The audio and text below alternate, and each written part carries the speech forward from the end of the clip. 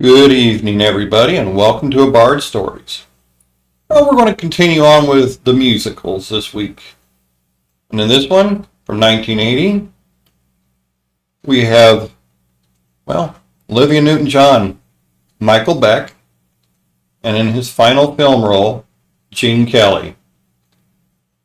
The music is what makes this movie. Again, like Streets of Fire, it's the music. ELO, or Electric Light Orchestra, for those not my age. Cliff Richards and the Tubes. They did the music, along with Olivia Newton-John herself. The story itself, it's loosely based on an 1860 poem. It was released in the U.S. in 1980 by Universal Pictures. It was not a blockbuster by any means. It was a disappointment. Olivia Newton-John was at the height of her career, and you had Gene Kelly in it. Yet, for some reason, it never took off. The story, Sonny Malone is a struggling freelance artist. This is set in Los Angeles, and he's failed at finding, his passion in art. A lot of other things. And along comes a muse. Yes, a muse. Mythological muse. Well, Olivia Newton-John. Well, if I'm going to have a muse in my life, at that time, I think I'd have picked Miss Olivia Newton-John herself.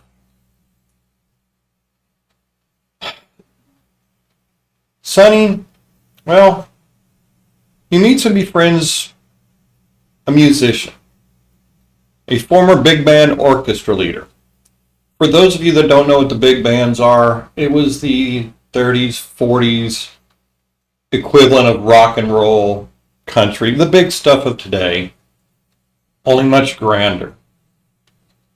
The suits, the music, the orchestra, it was just an era of music that if you don't know about it, go find some of the music. Listen to it. It'll talk to you. It'll tell a story, sometimes without ever having words in it. Anyway, Danny's a big band orchestra leader. Gene Kelly. He was romantically involved with a lady in the 1940s. A muse. Interestingly, Kira. The same muse. Played by Olivia Newton-John, of course. They have a dream. Sonny with his artisticness, Danny with his music, of combining it together in what was in the late 70s, early 80s, even into the late 80s. A real fad. The fad was, roller skating. There were roller skate rinks everywhere. I think my hometown had 3 of them. 2 for sure, and I believe there was a third. And they put on musical skating, and it was the big thing at the time. And they decided they were going to combine them together. And of course, Kira, she's going to be there to help.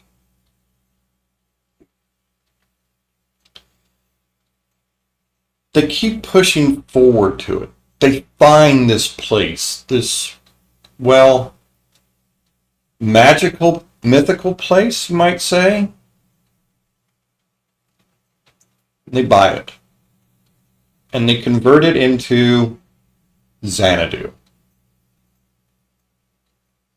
Now, don't get me wrong. A lot of people might say, what kind of a place could this be? It was the Pan Pacific Auditorium. Pretty big attraction back in that time.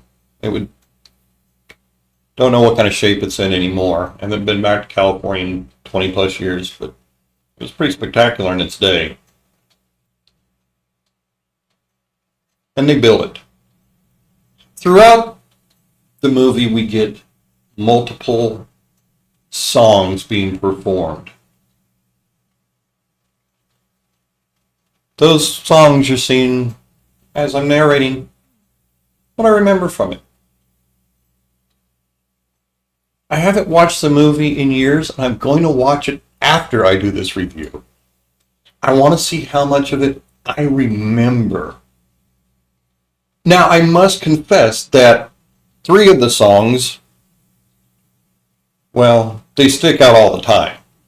You probably hear Xanadu, Magic, and Suddenly. Those still I hear on the radio.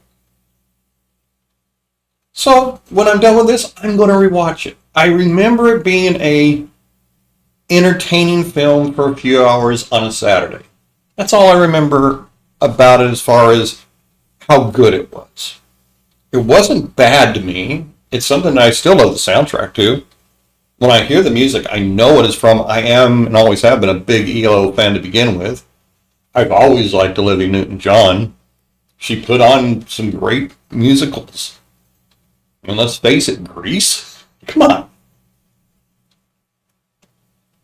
Anyway, the ending, the big finale,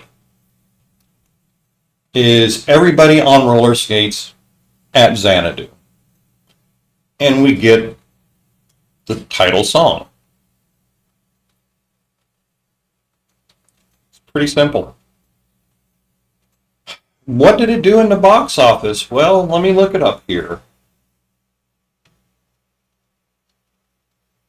Okay, the budget was $20 million.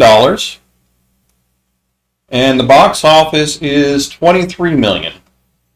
Now, I'm sure that in VHS, beta, probably in DVD and Blu-ray, it's probably made a lot more than that. Success? No. Another cult classic? Oh yeah, definitely. Great music? Yeah, that's what this movie's about. And just a fun story. Like I said, this is something I haven't seen in, I don't know the last time I actually watched Xanadu itself. So, now that I'm pretty much done with this video, and I'm going to go rewatch it again. Maybe relive a little bit of my youth. Hear the beautiful Olivia Newton-John. See Gene Kelly on roller skates. Wow. And here's some Big Bang music. Big band music, excuse me. Some probably 70s disco. I think there was some in there. Little 80s rock. Some country. I believe she sang some of her country songs. And just enjoy an afternoon. Put this video together, watch the movie, and, well, find out what I'm going to do next week. I got some ideas. I want to stick with this kind of theme of just going back for some fun movies that weren't giant blockbusters. These seem to be where it was really fun. And I'm enjoying them. So until next week, have a great evening, everybody.